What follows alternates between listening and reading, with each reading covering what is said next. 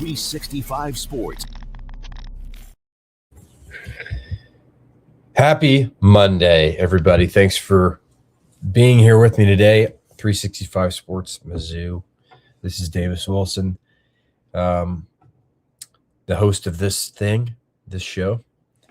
We talk about Missouri every day, and it's been pretty fun the last couple shows because basketball has been winning. Portal activity is at an all-time high right now across college football. So it's fun to keep up with that. So if you missed the last couple shows and you want to hear about Missouri's transfer portal stuff, go back last week. We had a good week last week. Talked about a lot of cool stuff. This week we're gonna try to have another good week. I've got a bit of an allergy problem going on right now, so if I sniff a little bit and that starts to annoy you, just turn it off. I understand. It's very annoying. But if you can hang with me, that'll be great. What do we have today? Well, Missouri basketball played yesterday. This is Monday, right? So it played Saturday, not yesterday. It played Saturday. Missouri football has continued to be active in the transfer portal. 4 new players since I've last spoken to you people on here. So we'll talk about that. But hold on. I'm going to sneeze here, so I'm going to pause. Hold on. All right. Ooh, that was crazy. You guys did not want to hear that. That was wild right there. Okay, like I was saying, let's start with Mizzou basketball. So Missouri basketball started 2-0 in the SEC with wins over Florida and at Kentucky. They went to Ole Miss on Saturday, which in my opinion was the most winnable of these first 3 games that they played in conference. And they lost, which is just how things go. You win 2 very difficult games, and you lose the easier of the 3. And I'm not saying Ole Miss is an easy opponent. They're a good team. They're really well coached. Chris Beard, I think, is a good coach. They've got talent. So this was not a walk in the park by any means, but coming off of Missouri was the underdog in this game. So it's not like everybody was expecting them to win, but they did lose 76-69. And Missouri got off to a really hot start in the first half. They were up 22-12 at one point, 10-point lead. Jaden Stone got off to an excellent start, and regardless of result here, it's still clear that Missouri is a different basketball team when Jaden Stone is out there and he's playing. He got this team started. It was hot early. Like I said, Missouri jumped out to a 12-point lead. They ended up surrendering that lead and went down by 1 at halftime, 37-36. It was a close game the whole time. Both teams kind of made runs. Golly, this is really these allergies are really annoying me. I'm sorry.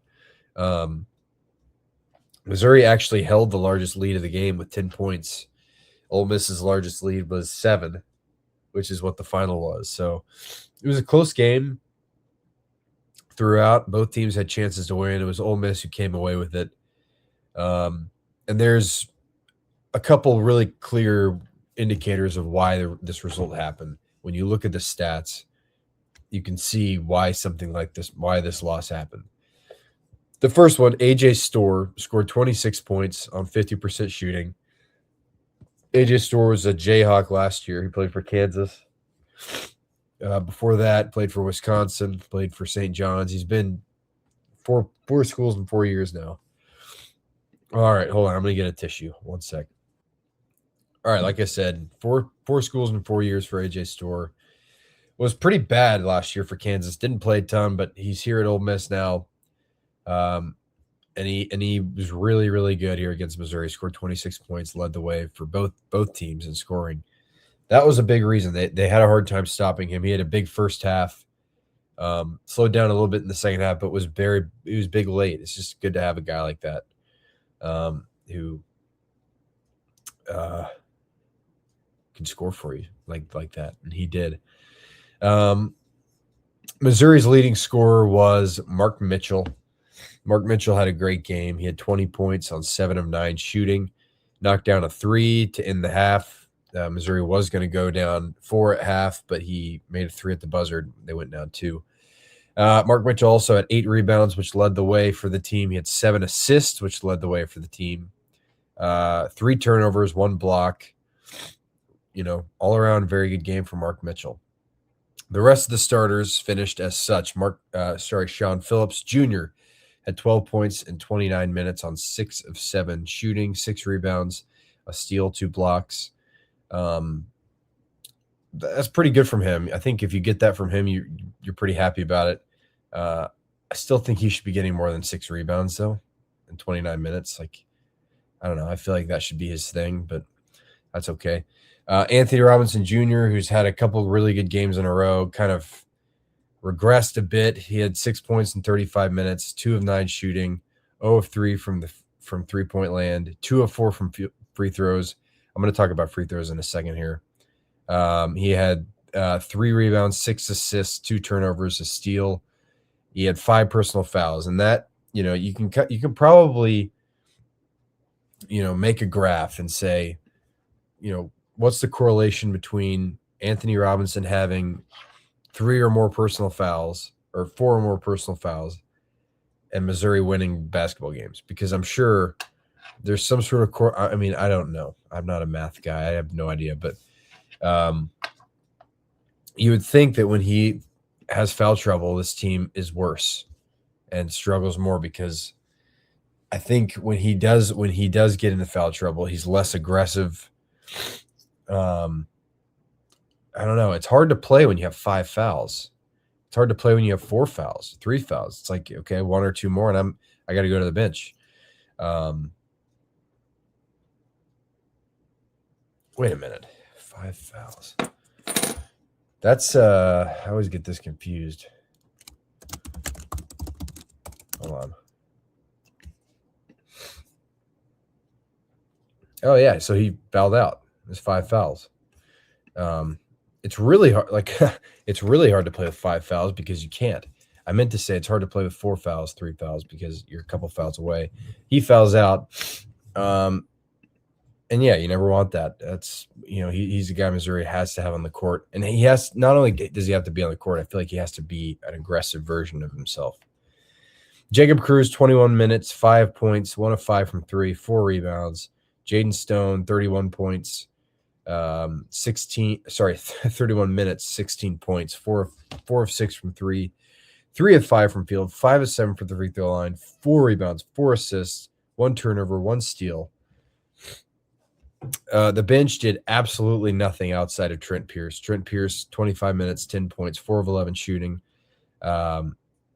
He's a big piece of this team, but the rest of the bench is – I think T.O. Barrett does stuff for you. Usually he only played 9 minutes in this game. Trent Burns got in for 1 minute, didn't do anything. Boateng didn't do anything in 9 minutes.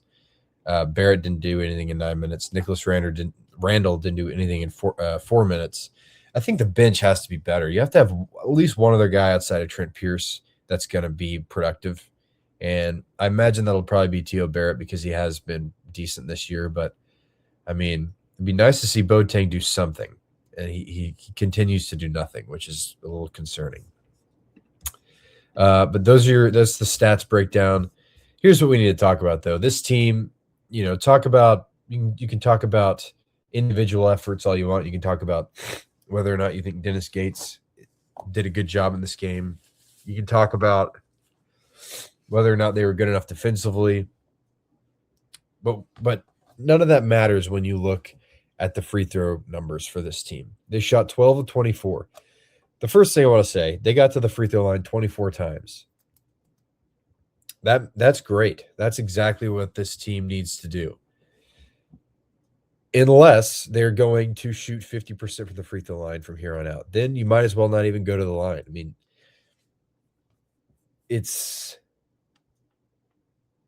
I'm trying to think, what is the most frustrating thing as a sports fan to watch your team do?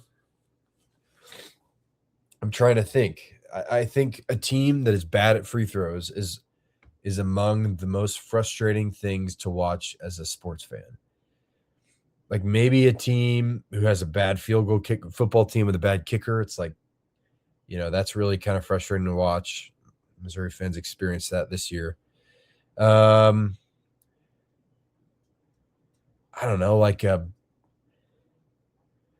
watched the Rangers play baseball 2 games last year, and they had all this talent, but they can never hit. They can never score runs for some reason. That was frustrating, but I'm trying to get more specific. Like, what is there that is the most frustrating thing to watch your team do? And I think it might be missed free throws. And I guess I don't get it. I mean, this team has guys who can shoot threes. I mean, these guys are in college basketball for a reason, playing in the SEC for a reason. They're very talented. How do you not shoot free throws well? How do you shoot 24 free throws and only make 12 of them as a team? This is just very perplexing to me. I don't understand how this happens. I mean, I'm not going to they practice free throws. I'm sure they do. I'm sure Dennis Gates makes them practice free throws. But I mean, this team shot 49% from the field and shot 50% from free throw land. Like, what? I don't even know. And if you look at everything else, Missouri turned the ball over more, so that's a problem. But they out-rebounded Ole Miss. They had you look at the team stats, they had points in the paint. They had 10 more points in the paint. They had 4 less fouls. They had a lot more assists. They had 7 more assists. A lot of these stats, when you look at them, would tell you that Missouri should have won this game. But you look at the turnovers won. But the main thing is free throws. Anthony, we can go through. Anthony Robinson shouldn't be missing this many free throws. That's been a problem for him for a couple of years now. His free throws percentage this year, 66%. Last year it was 77%. That's not great. I don't think that's very good for your point guard to have, but it's fine. His freshman year, he shot 75%. That's fine, whatever. Still not good, but whatever. This year, he's shooting 66% from the free throw line. He was 50% on Saturday. I don't know how this is happening. Sean Phillips 0 for 3. If you're going to excuse anyone for this, it's your 7-foot center. For whatever reason, a lot of them don't know how to shoot free throws. Josh Gray couldn't do it last year. Sean Phillips can't do it this year. Okay, whatever. Everyone else should be making them. Anthony Robinson 2 of 4. Mark Mitchell 5 of 8. Jaden Stone 5 of 7. Boateng 0 for 2. I mean, you come in, you have a chance to contribute, Boateng, and you missed both your free throws.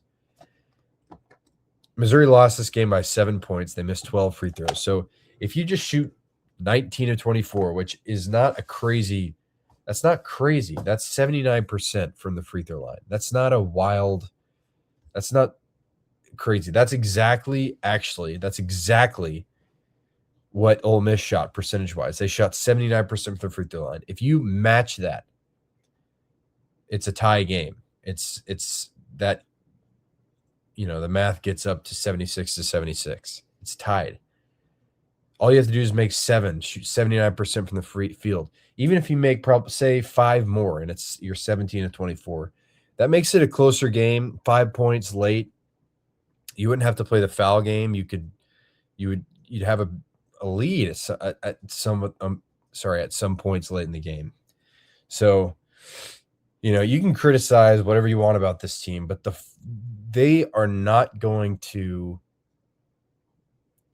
reach their potential, which we've now seen the last couple weeks that this team does have potential. They're not going to reach that potential if they can't shoot free throws. It's just the facts. It's just the facts. Against Florida, they were 18 of 30 from free throw line. That's 60%. They got lucky there. I mean, you're not going to win many games against good teams shooting free throws like that. Against Kentucky, what did they do? Let's see. 72%, 13 of 18. You know, that's still not good, but if they would have done that on Saturday, 72%, they would have it would have been a much more comfortable game late. And some of your game plan in late game situations could have changed. So, I mean, every point matters. And when you're leaving these points on the board, it hurts. It hurts badly. And it's really, really frustrating to watch because, you know, the whole point of basketball is to score and to not let the other team score. And when you go and get fouled when you're shooting, it sucks, one, as a defensive team because now they have two chances at free points, and it's a foul on us, and those fouls add up. Missouri doesn't make you pay for sending them to the free throw line, and that's pretty frustrating to watch. But, I mean, the main story here is this was a winnable game. This is a game I would say Missouri should have won, and that doesn't count for anything. We know that because Missouri should have beat Notre Dame. You know, they should have beat Ole Miss. And if you beat Ole Miss, you're 3-0 in SEC play. Now you're 2-1, which is still fine. But you know, you can't let this destroy any momentum you had. You host Auburn on Wednesday, I believe, at 6:00 on ESPN2. Auburn, not quite the Auburn Tigers basketball team we know. We have known, although they just beat the hell out of Arkansas. But they're 1-2 in SEC play. They've lost some games that they probably should have won. They got beat by 30 by Michigan. It's still it's a good team. They barely beat Bethune-Cookman. They beat them by 5, which is kind of wild. Missouri beat Bethune-Cookman by 22, and I thought that was kind of scary. But so Auburn, and then on the 17th, which would be Saturday, they go to LSU, play the Tigers in Baton Rouge. So an all Tiger week, Auburn and LSU. 2 games you should feel pretty good about winning. I don't know what the spread's going to be, but I imagine it's pretty close. I bet you're either a slight underdog or it's pretty close to even hosting Auburn. And then LSU, I bet you're a favorite at LSU, I think. I don't know. But you got to look good. You got to make your free throws. You got to win at least one of these. Obviously, I think a lot of fans are going to expect to win 2, and that's fine. But you got to win at least 1. All right, that's all I have for basketball right now. Frustrating loss. It sucks to watch those kind of slip away from you, especially when you don't shoot free throws. But let's move on to football. We've got some good news to talk about. Missouri added 4 recruits since I've last spoken on here. They're up to 20th overall. They have the 20th highest ranked recruiting class in the country now,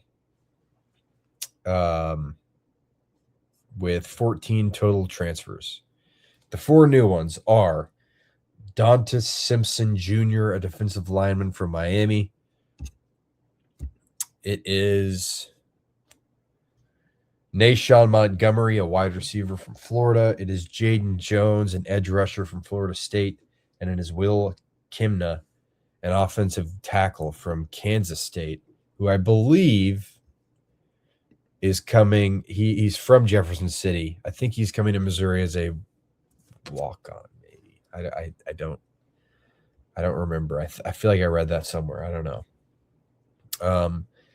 None of these guys, none of these four guys, Simpson Jr., Montgomery, Jones, or Kimna, is going to be – you probably don't expect any of them to be huge pieces. But I think these guys are equally as important as a huge piece, because if you look at everything Missouri lost, especially youth, like Missouri lost young guys, like true freshmen that are transferring away. And when you lose those guys, sure, you can ignore that and you can go get huge names all the time, but you're not going to have any depth. You're not going to have any youth. These guys, Dante Simpson Jr. was a true freshman this year. Nashon Montgomery was a true freshman this year. Will Kimna was a true freshman this year, I think. Let me double check that, actually. So all these guys, come on, let me click it. God, my computer's been pissing me off. Yeah, Will Kimna is a true freshman this year. So 3 of these 4 guys were true freshmen this past season. So it's youth. Nashon Montgomery was a 4-star receiver in the class of 25, had all sorts of offers. He ended up going to Florida, played in 4 games. So I think he preserves his red shirt. But yeah, he's originally from Miami, but he has an incredible list of offers. He got offered by Penn State, Alabama, Arkansas, Auburn, Florida State, Georgia, Indiana, LSU, Ohio State, Ole Miss, Oregon, TCU, Texas A&M. Like, he got offered by everybody out of high school. Redshirted this year. This is, you've been hearing a lot about production over potential, especially with what Indiana's doing. They bring in guys who play a lot and are proven rather than potential guys. But this is a guy with a lot of potential to me, a guy that you may not expect to play right away, but a guy who's talented, a guy who was talented out of high school, and a depth piece that'll be a contributor at one point. Maybe he gets on the field this year. I really don't know. There will be opportunities for these guys at receiver because you lost so much. So maybe, I don't know, maybe he gets on the field and is really good. I don't know. Dante Simpson Jr. was also a true freshman last year, 3-star recruit. He's 6'3", 300 pounds. He played 100 snaps this year, had 3 tackles, a tackle for loss, a couple pressures. Again, like nothing crazy, but he's a depth piece. He's a big guy. He's a big body that you can use as depth on the defensive line for now. And maybe he develops into a really badass player. Obviously, that's your hope. Jaden Jones, former JUCO guy, went to Florida State, has had some trouble with injuries. He started 3 games this year, played in 12 games. I think this is another guy who you can kind of count on as being a depth guy. He had 6 pressures this year, 5 quarterback hurries, 5 tackles, 4 run stops. I've seen a lot of people compare him like filling the Nate Jones role. Nate Johnson role, who transferred away. I think he transferred to Auburn, actually. But Nate Johnson was just a depth edge rusher that came in spot time. I think that's a good spot for Jaden Jones. And then Will Kimna, I don't know. I don't know what – I think another depth guy. I don't think he's going to compete for a starting position, but he's young. He's from Missouri. And, I don't know. Depth. I think depth is really important and is kind of getting lost in all this transfer portal stuff. When you lose so many true freshmen, like Missouri has lost, I think, the second most true freshmen to the transfer portal in the last 2 or 3 years out of anybody. And when you lose that many young guys, you have to bring young guys in. It can't be all about bringing in the best player in the portal, which I think they're working on some big names as well. But I think you have to focus on both those things separately. And these 4 guys, to me, are all depth players who are going to have a chance to contribute a little bit here and there. but they're youthful and they can come off the bench and be rotational pieces, which I think is huge. All right. Before I leave you, take a quick break. I'll be right back. NFL playoffs. Let's go. All right. DraftKings Sportsbook, an official sports betting partner of the NFL, makes every moment feel bigger. In the postseason, the game shifts fast. And with DraftKings live betting options, you can stay right in the moment. Make every moment matter this NFL postseason with DraftKings. I am really looking forward to the third times the charm matchup with the Bills and the Patriots. Plus, DraftKings has your back with early exit protection. If the player in your eligible NFL prop bet goes down at any point in the first half, you still get paid in cash. With DraftKings, you're covered through the entire half. Why bet player props anywhere else? New customers, here's your shot. Bet just $5, and if that bet wins, you get $300 in bonus bets instantly. Download the DraftKings Sportsbook app now and use code ALLMIZZOU. That's code ALLMIZZOU to turn $5 into $300 in bonus bets if your bet wins. In partnership with DraftKings, the crown is yours. Gambling problem? Call 1-800-GAMBLER, 21 plus. Physically present in Missouri. Eligibility and restrictions apply. Bet must win to receive bonus bets, which expire in 7 days. Additional terms at dkng.co/audio. Limited time offer. Okay. We're back. I'm almost done here. A few things. James Madison II, former Missouri receiver, transferred to UTSA. I don't think I've talked about that yet. Like I said, Nate Johnson transferred to Auburn.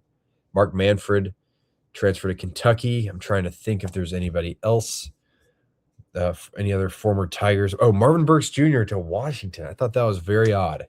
That doesn't – I mean, maybe they paid him a bunch of money, but Missouri, especially, he was going to be the leader of this defense coming back. Wisconsin really doesn't have that much going for it, I don't think, right now. I think Luke Fickell, this is kind of a make or break year for him. So maybe he's desperate and he's saying, let's go get a good proven safety. He's done that, but Marvin Burks isn't even, it's not like he's from there. He's from St. Louis. So weird thing to me. Maybe, I guess it's a business, right? Daniel Blood transferred to Washington State following Kirby Moore to the Northwest. Good for him. That's good. Keaton Jones, I may have already talked about this. He's going to Kansas State. Oh yeah, a lot of these guys, at least 3, I think, are going to North Texas. You have Henry Fanuku going to North Texas. He's from Texas originally. He's from the Fort Worth area. So he's going to North Texas. You have Johnny Williams IV going to North Texas. He's from Georgia, so not necessarily a connection there, I don't think, but he's going there. And there's one more. Oh, you know what the connection is for Johnny Williams is the new coach at North Texas is Neil Brown. He used to be the head coach at West Virginia. Johnny Williams IV came from West Virginia. So that is probably the connection there. And maybe they, all these offensive linemen wanted to go together because it's 3 offensive linemen, 3 depth pieces on Missouri's offensive line, all going to North Texas. The third one is Jalen Early, who transferred in from Florida State, I believe. Right? Yeah, Florida State. But originally from Duncanville, Texas, so he's kind of going home. Let's see what else. Mark Manfred, I already told you. Mark Manfred III going to Kentucky. I believe that was kind of who Missouri was fighting with to get him out of high school, so not super surprising there. Javen Richardson, who it would have been nice to keep around. He played really well against South Carolina when Cade Green went out. He's going to Colorado. I think I've already talked about all these other ones.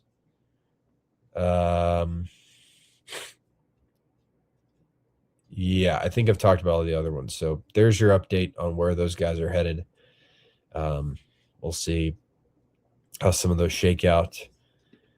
Damon Wilson, I saw he was on a visit to LSU last night for their basketball game. LSU just landed Sam Leavitt, Arizona State quarterback.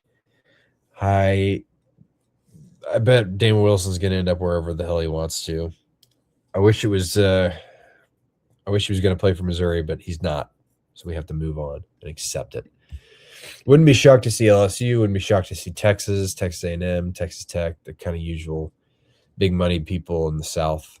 But we'll see. Do I have anything else to say? I will be back here tomorrow, probably with something new to tell you. If there's not something new, I don't know if I might not do a show. Or I'll preview, I'll probably do, if there's nothing new, I'll preview the Auburn basketball game, which will be Wednesday night. So a busy week. We got Auburn, LSU, like I said, in basketball both this week. Transfer portal stuff, I'm sure, is going to keep happening. I bet there will be news today that comes out right when I post this. So I'll talk about something tomorrow. But appreciate you guys for joining me. Sorry again for my sniffling. These allergies are nuts, man. I hate it. But I love all you guys for joining in. It's making me feel better about my allergies. Thanks for listening. Thanks for watching, whatever you do. Happy Monday. Have a good week. See you tomorrow. 365 Sports.